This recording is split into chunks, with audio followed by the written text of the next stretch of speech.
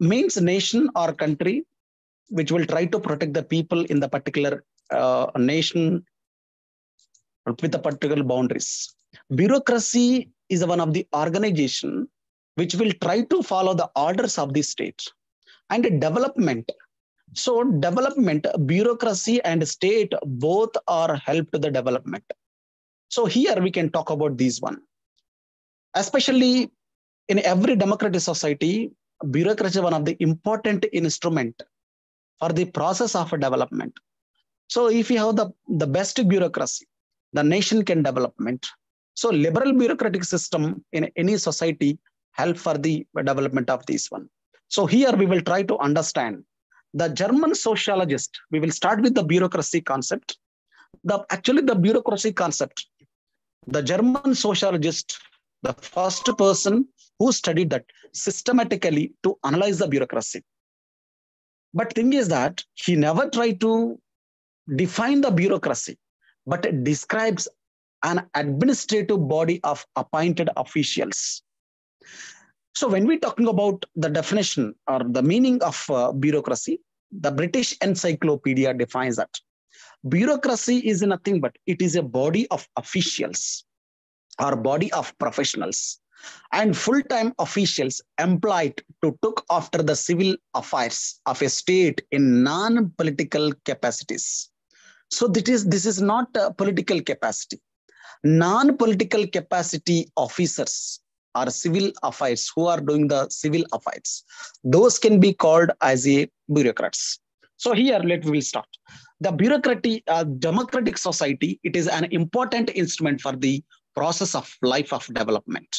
It's a development. So the bureaucracy bring the change and achieving in the development society. The meaning of bureaucracy, the German sociologist systematically analyzed the bureaucracy. According to his opinion, the bureaucracy is the administrative body of appointed officials. They are appointed. The British Encyclopedia defines that this is a body of officials. They are full-time. They are civil affairs. They deal with the civil affairs. They are non-political capacities. Piffner defines that the bureaucracy is nothing but it is a systematic organization of tasks and individuals into a pattern which can most effectively achieve the ends of collective efforts. Now, whatever the society have the collective ends means the final goals. So it can be helped to achieve it. So that is the bureaucracy according to Max Weber. So other people give the definitions about the bureaucracy. Gladden defines that. Gladden says that he felt that bureaucracy is a regulated administrative system organized as a series of interrelated offices. So when we see the bureaucracy, there are interrelated offices are there. So for example, we have the state level, state secretariat and a district collector office, mandal level offices, and village level, local level, Gram Panchayat offices. So these are interrelated, a series of interrelated offices we can see in the administrative hierarchy. So these offices are the personnel, PERSSONNEL, personnel, they will try to do the administrative affairs. So this is called the bureaucracy. The bureaucracy term etymologically defines that. This says that the bureaucracy actually is a French word. The word is derived from bureau. Bureau is nothing but writing table or a desk.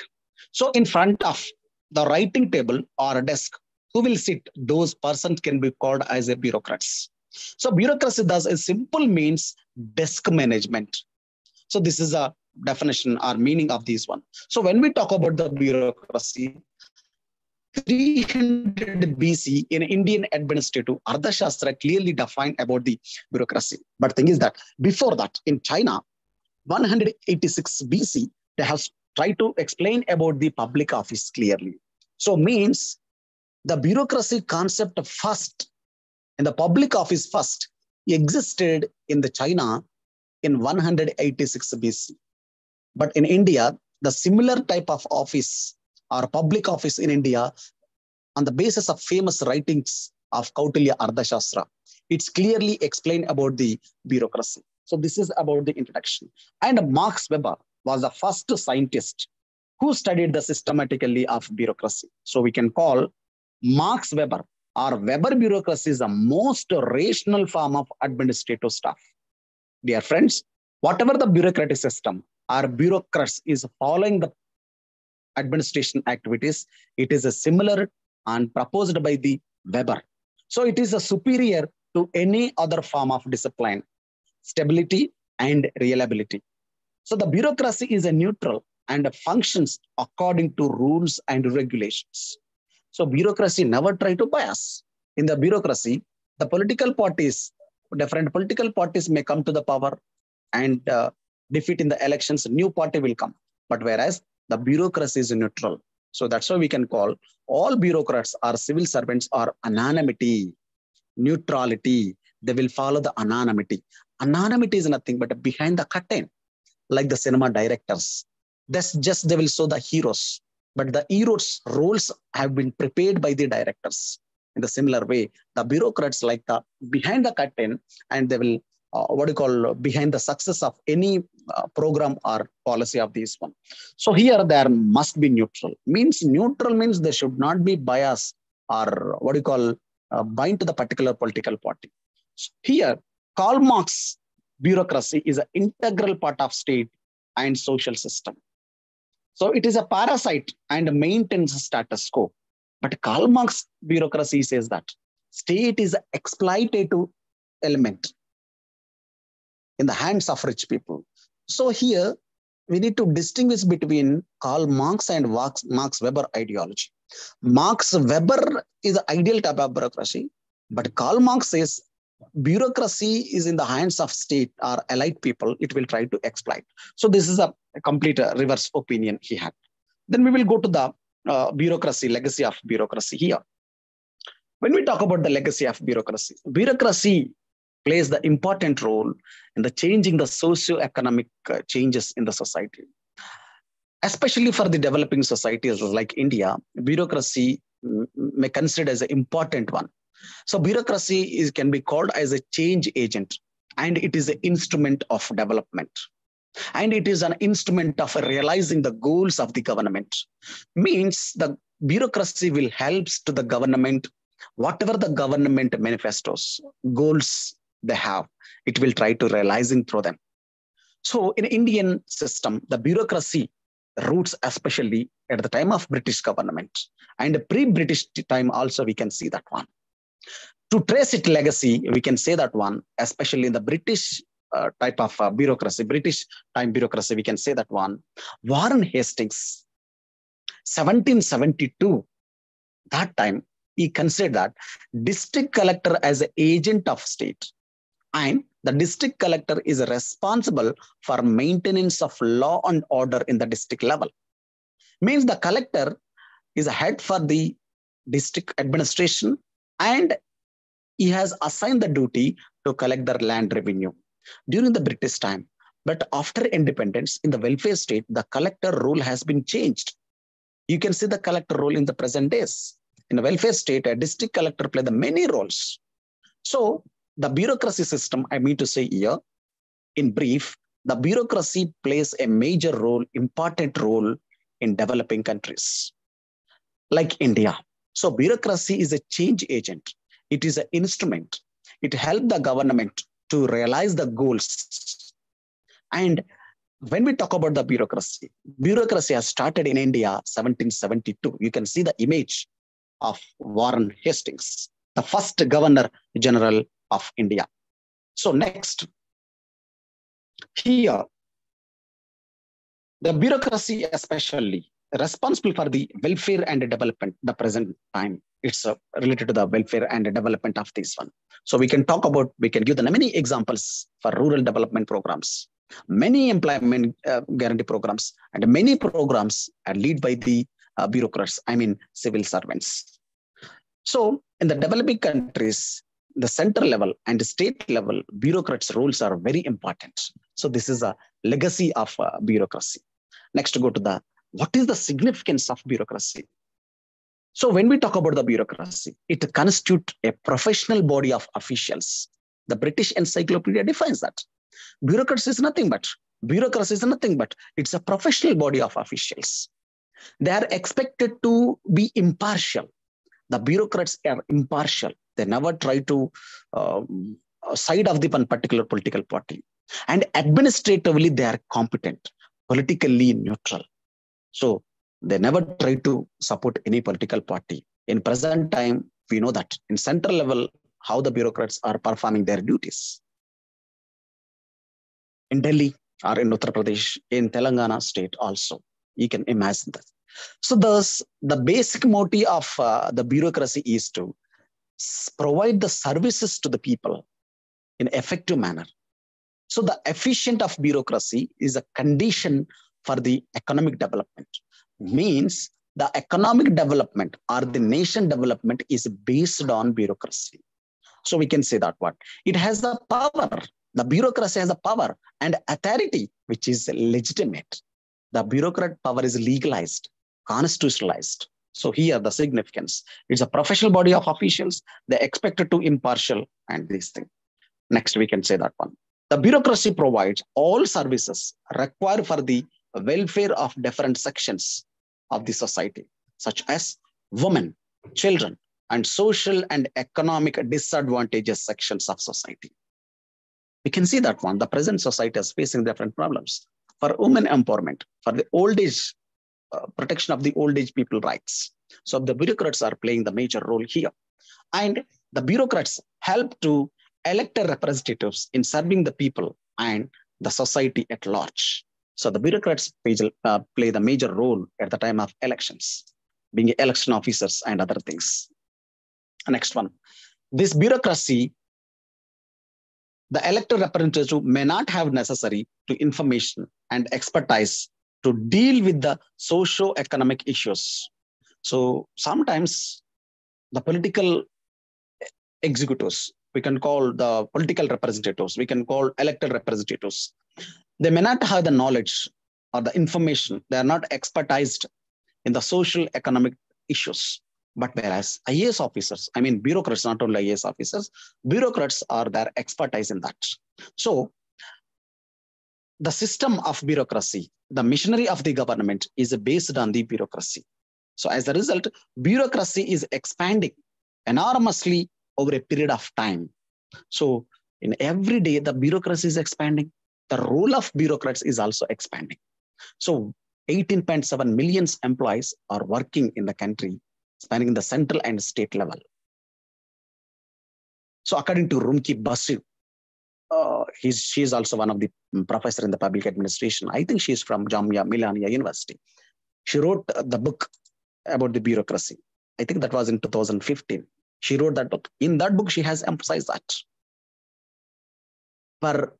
especially per month, I think, government of India paying 18 crore rupees on the name of salary, not per day. 18 crore rupees, the government of India paying for the bureaucrats. 18.7 million employees are working. They're all bureaucrats in that.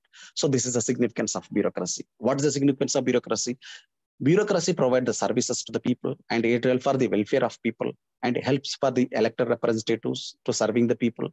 And what do you call it? It's an estimate about these one. That's different. Okay. And these things. Next to go to the another thing.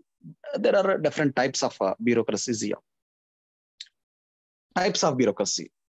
There are regulatory bureaucracy and development bureaucracy. Yesterday also we have discussed regulatory, development administration, regulatory administration. Here, regulatory system means the regulatory bureaucracy is also called as a traditional type of bureaucracy, which existed before the British period. So this regulatory bureaucracy will try to perform the functions of revenue, police, and other functions. I told you that yesterday. Regulating means correcting. So they will follow the rules and regulations, but not welfare activities here. Remember that. So the regulatory bureaucracy means the regulatory bureaucracy is a traditional concept, or it is also known as traditional bureaucracy.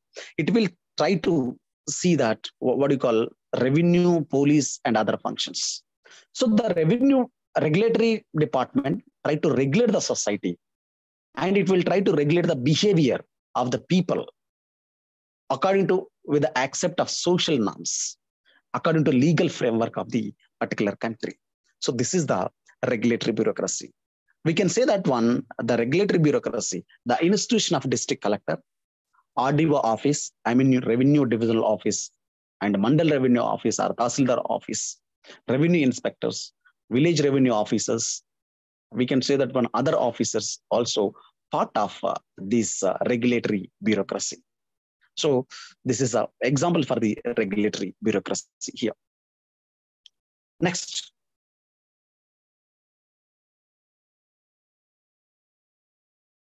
Development bureaucracy. Development bureaucracy especially, it will try to focus on directly involved for the developmental process of the society or the nation. In the development bureaucracy, it will try to involve to implement the policies and programs which are decided by the government, are designed by the government. So this development bureaucracy viewed that as a success of development programs to a larger extent. So this bureaucracy, for example, we can say that one, the developmental bureaucracy in the society, development for the agriculture, health, education, irrigation, rural credit, infrastructure development, tribal development, backward sections development, welfare and of the different sections, weaker sections and definite communities will come under the development of bureaucracy. So for the development of bureaucracy purpose, we have the number of officials assigned the duties for the developmental activities along with the regulatory functions. So we can call that one district level development officers, block level development officers. We can call village level officers also. They will try to perform the different functions. We can give the developmental bureaucracy activities like DRDA, District Rural Development Agency. And for the tribal development purpose, we have the Integrated Tribal Development Agency. These agencies will try to provide the job opportunities and it will try to see the welfare of those sections, those communities in the society. So they will try to help for the bring the output. For example, we talked about the agriculture. So they want to see the agriculture output. So they will try to provide infrastructure, market facilities. So these are come under the development bureaucracy. So there is two concepts here. Please remember that. Next, what is the relation between bureaucracy and state? See here, bureaucracy and state. Here, when we talk about the government is a visible part. Government is responsible for coordination and implementation. Of course, bureaucracy is also do the same thing. In the state and bureaucracy and the state, it has created to conducive environment. It will try to provide useful feedback to the government. So government will get the feedback from the bureaucracy. So how the policies are reached the people? What is the people opinion in the particular policies? What type of policies people require? So it will give the information about that one. So in the bureaucracy and the state, bureaucracy particularly help the state in different ways. We can say that one. The bureaucracy role in the state in the different ways, particularly bureaucracy in the administrative system. What we said, the bureaucracy is a visible part of government.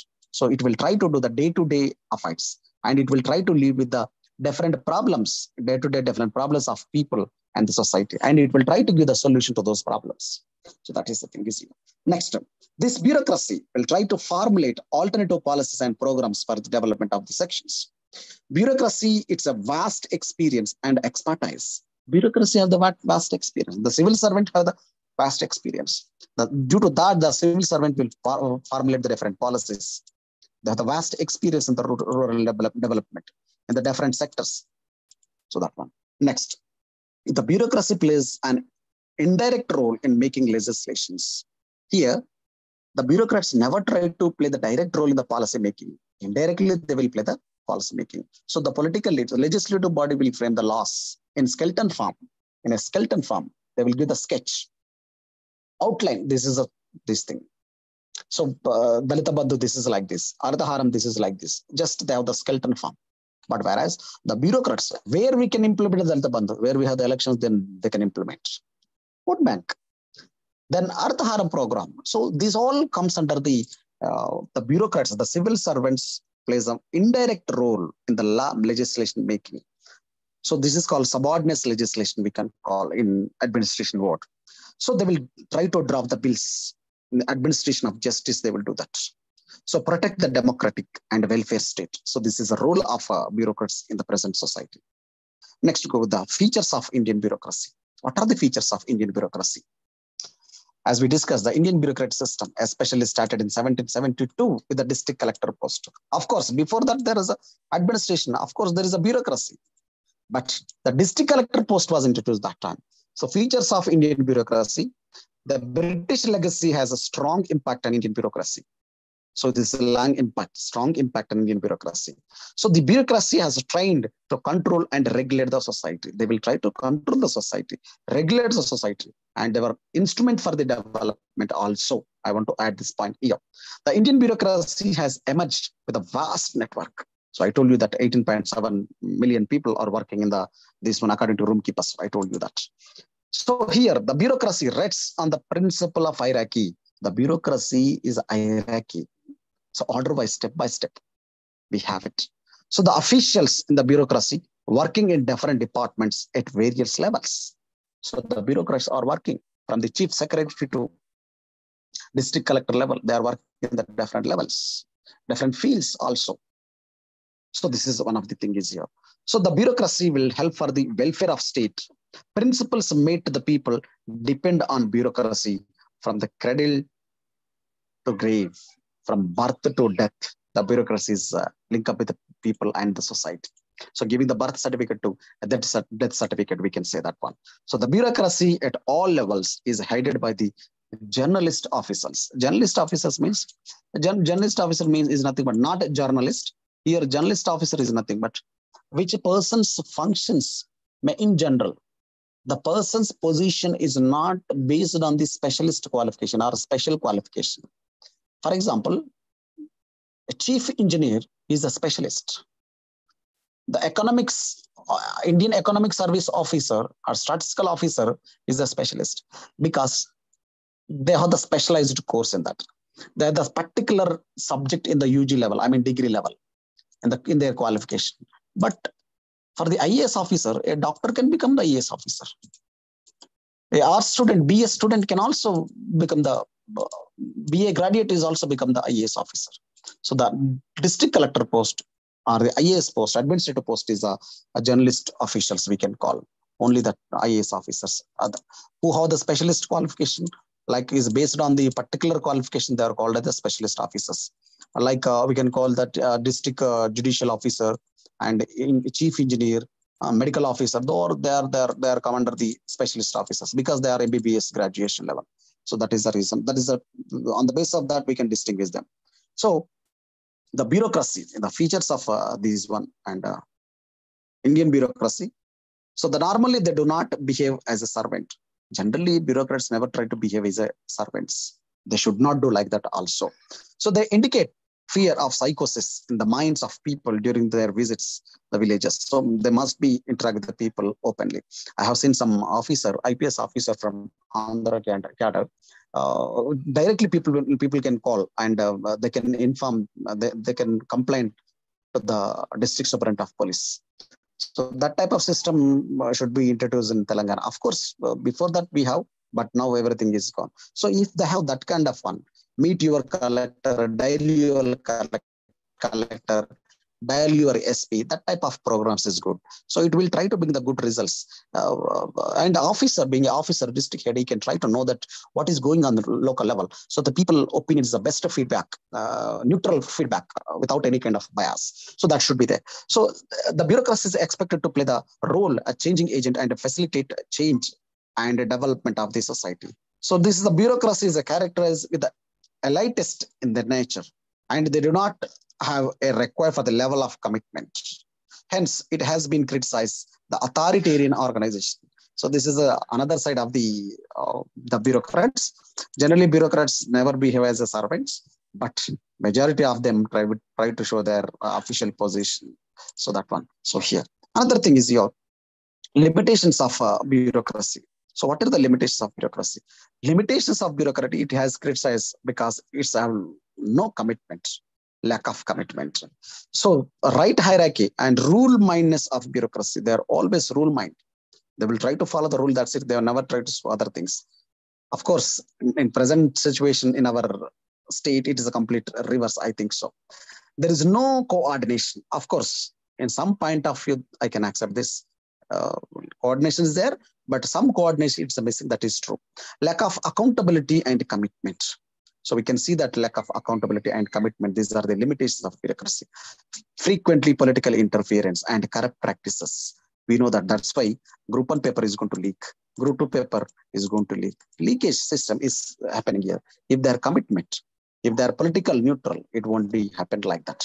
So the rule of law has to reach to the common man. Otherwise, the bureaucracy is utterly failed. So the bureaucracy influenced by the social issues such as caste, religion, and politics also. Nowadays, it's based on the caste. It's based on religion and political parties. The sons of soil feeling is also a problem in the bureaucracy. So I belongs to this state. One fellow belongs to other state. So this is the feeling on the bureaucracy. So these are the limitations of bureaucracy. So it should be neutral. The bureaucrats should be neutral, and they never try to involve any political these things. So according to law, they need to work. So this is the concept of state and bureaucracy, these things. Next, go to the bureaucracy summing up. So the bureaucracy is one of the important for the development of any nation. So it will help the government providing certain information for the formulation of policies and programs also. It will help the people for the welfare activities. So bureaucracy are the own limitations, and it will have some limitations on that. So in the recent trends due to the globalization and privatization, the bureaucracy is facing such kind of problems here. So this is about the bureaucracy. Then we go to the next, this one, bureaucracy and globalization. Means the globalization, how impact and the bureaucracy. So simple words I can say, when the 1991, the globalization, the LPG era came into India, liberalization, privatization, globalization. Due to that 1991 globalization and the LPG era, the civil servant functions completely changed. So the trend impact on the bureaucracy. The liberalization process impact on the bureaucracy. So we can say that one. The recent trend of globalization, privatization, liberalization have its impact on the bureaucracy because of the liberalization process, which was introduced in India during 1990s, 91. It's a de-emphasize on the role of bureaucracy. There is a trend limiting the role and functions of bureaucracy. So bureaucratic functions have is limited. So private entertain and private entities or private parties have entered. So other organizations will try to perform it. Third party have entered. So this is not, no need to hand over to the district collector. So separate corporation will be there. Separate body will be there. That will be look after about this one. So that is the thing is here. So the private sector's participation is invited for the activities which are easily performed by the government. So there is a tendency of outsourcing services of the government to the private organizations also. So these are the globalization. So we can call that privatization, outsourcing, globalization is impact due to the globalization impact. Next one, and I go to the next lesson. So in this lesson, we have learned the state and bureaucracy, the main elements. Go to the next topic, that is Minnaboo Conference. So generally, the Minnaboo Conference is related to the three Minnaboo Conference. Frequently, every 20 years, they have conducted the Minnaboo Conference. The Minnaboo Conference, especially, they want to go with the new changes in the administration, in the field of administration, in the study of administration. So we can say that one. Here, what is the Minnaboo Conference? So what is the important and how it is originated? And what is the first Minnaboo Conference? What is the goals of NPM, New Public Administration, NPA, sorry, New Public Administration, and features of New Public Administration, Minnaboo second, and the major trust areas in the Minnaboo second and Minnaboo third. See, you can see here, Minnaboo first conference, which was held in 1968. After 20 years, second Minnaboo conference conducted, 1988. Third Minnaboo conference, 2008. Fourth Minnaboo conference, 2028. It is going to happen. So this is the thing we are going to discuss now.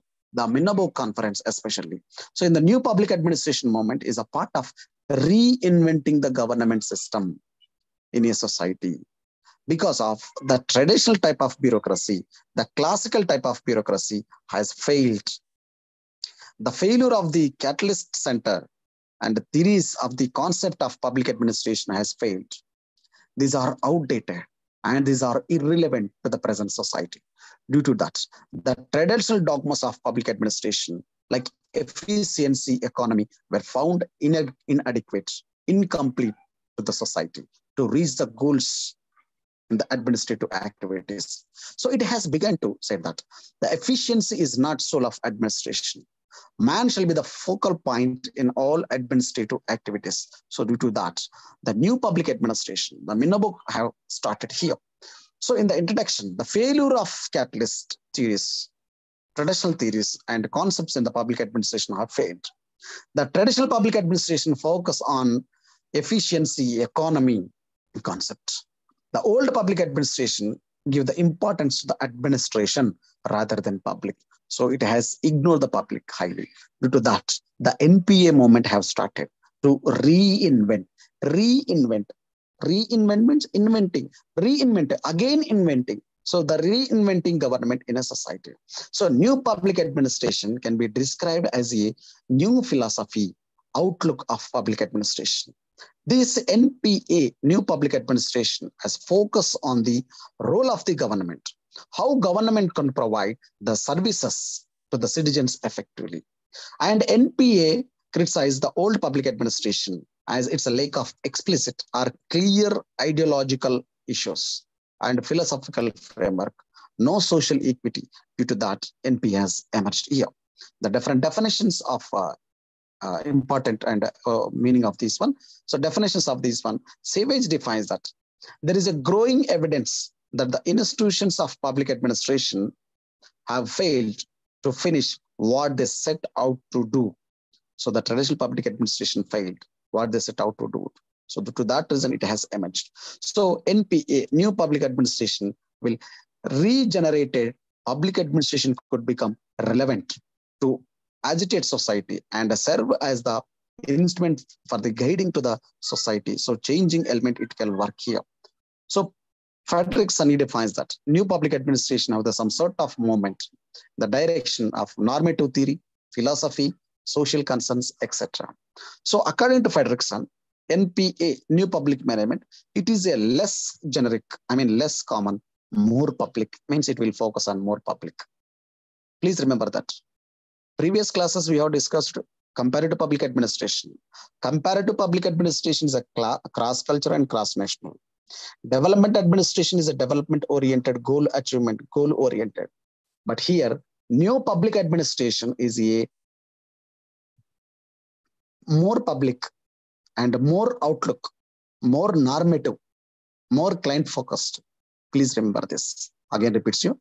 Fredrickson defines that NPA, new public management, is a less generic and very common and more public, less descriptive, means detailed, but more perspective, have the more outlook, more outcome.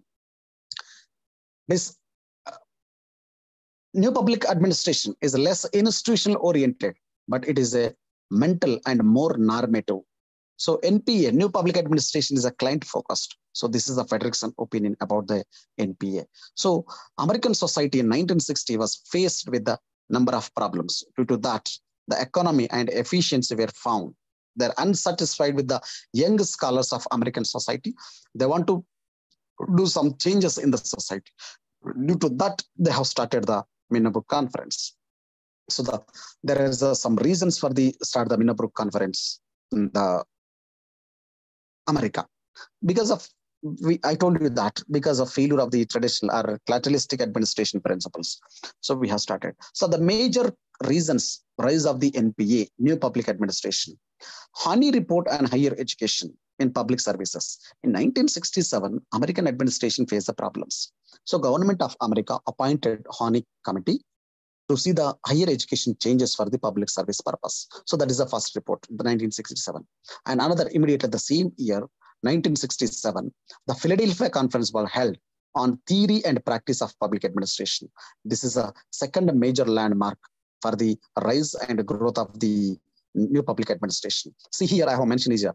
This conference provided necessary inputs for converting the first Minneberg Conference of 1968.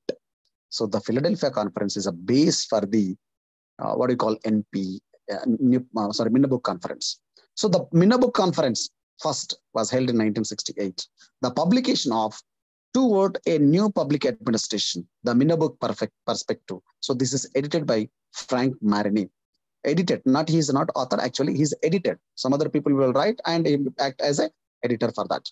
So, and a publication of Public Administration in a Times of Turbulence. So Dwight Waldo written this book. So these are the 5 are the landmarks for the rise and growth of the new public administration. Again, repeats you. In short, we need to write the 5 points compulsory in the examination point of view.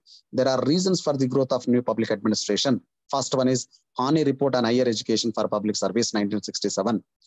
Philadelphia Conference on Theory and Practice of Public Administration, 1967. And the Minneberg Conference 1, 1968. The publication of Towards New Public Administration, Minneberg Perspective, Frank Marini, 1971. Remember the years also.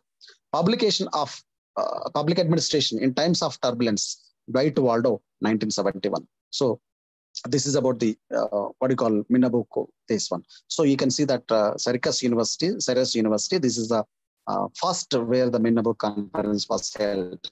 This is the image for you. Another thing is here, Minneberg 1. So Syracuse University in New York, 1968, it was conducted the first Minneberg Conference. 32 scholars have been attended for this one. So this Minneberg Conference has led to the formation of new public administration. So Minneberg Conference is a base for the NPA here. So the eminent persons in the Minneberg 1, like the patronage of Dwight Waldo, the top scholar in the public administration and management. So you can see the Dwight Waldo image here. So he lead that first Minneberg Conference. So go to that one.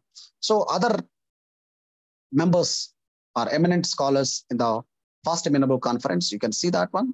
Here, Frank Marini, George Frederickson, Charles Lindblom, Vincent Ostrom, Joseph Savage. These are all there in this one. So what does it? This Minneberg Conference is a first. It was a part of rebellion of youth and counterculture of non-Marxism left. So Dwight Waldo. Waldo means Dwight Waldo. Remember that? Who is Dwight Waldo? You know that. Dwight Waldo, one of the top scholar in the patronage of the Dwight Waldo in the Minneberg Conference. He wrote that book. Remember that book also. Public Administration in Times of Turbulence, Dwight Waldo. So he said, he gave the definition about that one. So it was a part of rebellion of youth. Minneberg Conference actually rebellion of the youth. Youth feel very bad. The public administration concepts are not relevant, not universal. So they want to do something for that. So it should be cancelled the what you call traditional type of approach. So the principles of public administration have to universal. So they have started that this one. So the scholars concerned with the theoretical foundations, research, and the methodological of concepts of academic field of public administration. So they have started that one. So according to them, the new public administration movement has a new romanticism. So the first Minneberg Conference characters to influence the public purpose.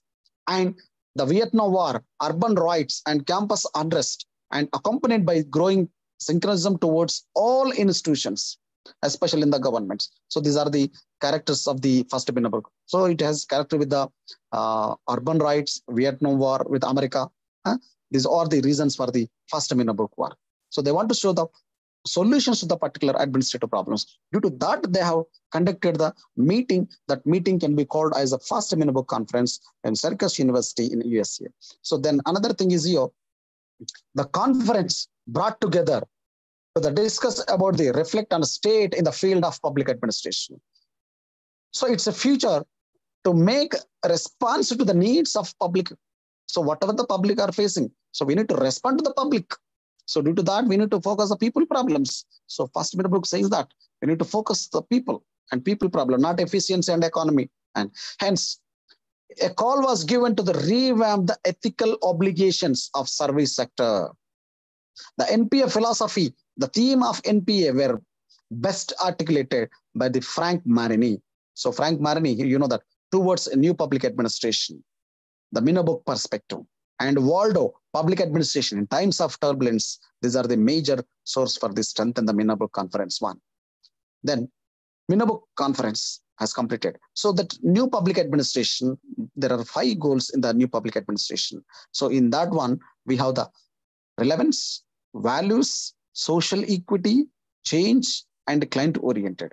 So these are the 5 points which are come under the uh, goals of new public administration under Minabo perspective. Please remember relevance. Relevance is nothing but traditionally efficiency and economy have been key concern for the public administration. The discipline confused felt needs to be relevant to the contemporary issues and problems. So that is relevance. Relevance means here it has to relevant to the contemporary issues and problems. The excessive management oriented in the discipline needs to be done away with the public administration. So this is the relevance. The values. Values means we need to give the value for that one. So it's rejected. The earlier view regarding the value neutral oriented of public administration has been vehemently criticized. So no need value neutral. So they have some values, they need some values. So this conference, Minabo conference first, made a plea for a greater concern with the values, issues of justice, freedom, equality, and human ethics. So these are the main points of the goals of NPA, New Public Administration, after the first Minabo conference. Social equity. We need the social equity. So here they are saying that prevailing the social interest in the society, strengthen the beliefs of social inequality in that. So the public administration which has to focus on the social equity, this is an important one. Another one, change. So status quo orientated, they don't want to go with the status quo, the same continuation of these one. So they want to see the changes in the administration activities. So that's why they want to go with the what you call change oriented. No need of status quo. So this NPM this is a goal of change orientation. Next one, client oriented. So the mainly NPA and the Minabo conference was held. It is try to focus on the clients and anti-goals of new public administration. So anti-positivist, anti-technology, anti-hierarchy, these all will come under. So we can go with the other concepts which are come under here. So 3 anti-goals of new public administration. According to Ravel Golemsky, defines the 3 concepts. Anti-positivism. Anti-positivism implies that absolute uncertainty about facts, which are not certain. So this anti-positivism makes the administration more rigid. So that NPA movement intended to reduce the rigidities in administration and to make it more adaptable. So anti-technology, it impels that human beings are not to be treated as a cogs in machine. So anti-hierarchical, so it is again is the hierarchy system. So hierarchy is an organization principle which promotes the bureaucracy, brings the rigidity, so kills the creativity and innovation. Due to that, it is against the anti-hierarchy. Remember that. Anti-goals of new public administration, anti-positivism, anti-technology, anti-hierarchy. Then we will go with the features of new public administration. There are many features of new public administration. As I told you that it is a change and responsiveness. Next one, rationality, structural changes. It's emphasized on a multidisciplinary perspective. So these are the what we call features of new public administration. So it is a change oriented. Which one change oriented? New public administration is a change oriented. So there is a change in all over the society in political technology environments. So this NPM calls for the administration to bring the changes about necessary and appropriate changes internally as well as externally in the environment. So they want to changes and responsiveness also and adaptability and rationality. Rationality is nothing but this is called for the judging the efficiency of administration actions, not only from the point of view of the government, but also from the citizen's perspective. So that is a rational opinion, fact opinion from the citizen perspective. Next, structural changes also there. So we need the structural changes. Sometimes the structure of the organization may create hurdles to that one.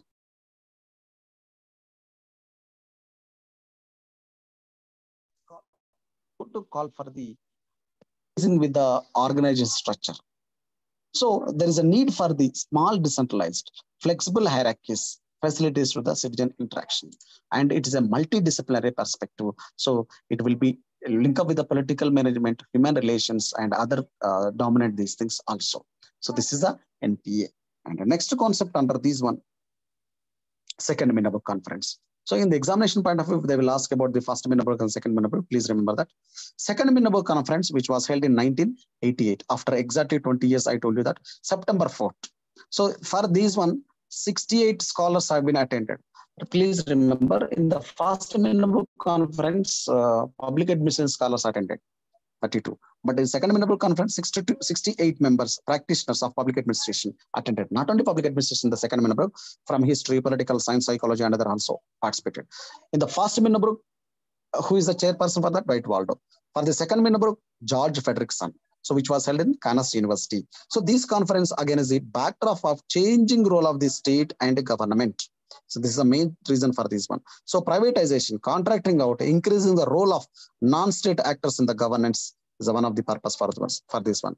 Due to the change in the nature of state, emphasis on the governance, privatization, contracting out, and the general preference among the all American public has been towards lesser government. New methods have to improve the responsiveness of the government. So this is a second Minerva conference. Remember that second Minerva conference, which was held in Kansas University in America under the leadership of George Frederickson in 1988. 68 scholars have been attended for this Minerva conference from the different disciplines like public administration, history, and economics. But whereas in the first Minerva conference, only the public administration scholars have attended for that.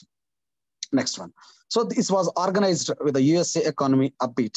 So the second Minerva conference, due to the changes in the finance problems of America. So it was organized and support exchange of USA in the public administration. So they will try to decide for the broad-based approach. They are focused on liberalization, privatization. So this second Minerva conference gave the rise to concept of new public management. So new public administration has gone. Now the new public new public management has arisen. So the proceedings of Robert T. Mayer, the public management in interconnected the world essay in the Minerva tradition. So he has published in that one, the proceedings in that. So this is a second Minerva. So George Frederickson, you can see the image, George Frederickson, he's a George Frederickson. He lead the second Minerva conference, 1988. Then go to the another concept. So Minerva conference 1 and 2, what is the difference at a glance? Minerva 1, composition narrow, only few people attended for that one. Mode, tamper, radical, revolutionary. So the American scholars, they are little disappointed with the American system. So that's why they are revolutionary type of this one. So this Minerva 1 emphasize on leadership and constitutional legality. So the Minerva 1 is focused on relevance, values, social equity, change, client oriented. It is an anti-behavior and change the public administration to it as a active manager in the social issues. Minerva 2, it is a focus on the composition is wider. Composition wider means different discipline people participate in that one. History, political science, and psychology, others also participate in that one. The mode of the Minerva conference is civil, more practical. But here, revolutionary, radical, temper. So they feel that the young scholars in the first Minerva, they feel that something is going on, we need to do it. So that kind of emotion they have. So that's why 32 scholars have attended there. But in 1988, 68 scholars attended in that one. That they are more practical, this one. So they are emphasized on economic perspective. They have emphasized on social behavior to the public administration. So this is the difference between first Minerva and second Minerva. So major areas in the first Minerva, the social equity was predominant in the Minerva 1 in 1968. It was strong concern with the democratic values. So the debate has started in the behavioralist perspective. So the diversity society have to work for the basic values among the participants. They will see that. So radical reforms, they need to emerge. So it felt that the discussion gave the impression on the prevalence of professional ethnocentric. And the major trust area, one of the major trust area of this Minerva conference, there was a strong negative attitude toward the business as an enterprise. They need to feel that for innovative personal practices, So unwilling to address technological issues. They never focus on technological issues. These are the major areas which are come under the Minabuk Conference. Another one, Minabuk Third Conference, which was held in 2008, September 3 to 7. So this is coordinated by the Professor Rosemary O'Leary, Syracuse University, first and second is Syracuse University. First and third is Syracuse University. Second one is the Kaunas University. So 220 scholars from the 13 countries have participated in that one. It was held in the two parts, two phases. Phase 1 and phase 2. In the phase 1, they have discussed about the academic practices and relationship between the academic democratic performance, management and globalization, institutional perfecto. But whereas in the second phase, they have discussed about the research methodology, research pluralism, action research about that one. So this is about the third Minabuk Conference. So in the third Minabuk Conference, especially in the phase 1 and phase 2, we have this one. So with this, we have completed the Minabuk Conference, 3 Minabuk Conferences. If you have any doubts and clarifications, I welcome all.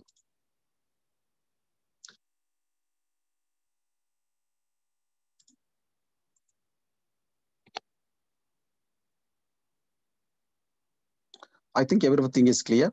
If you have any doubt, you please post in the group. I will also answer to your queries.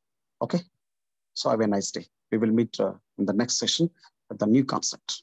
I will share this PPT to all.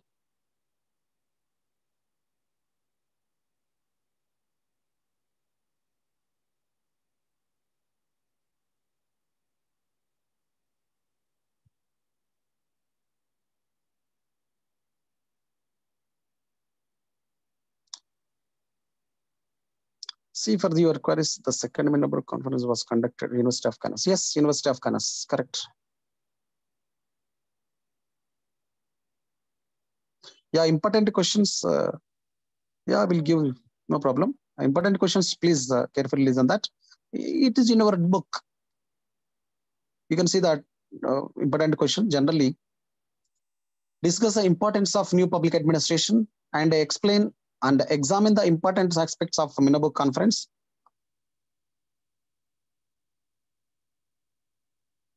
Okay.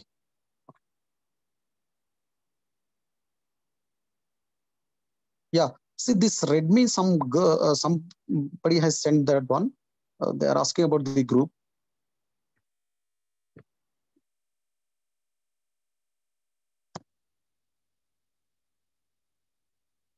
So you have public administration group, in that you join.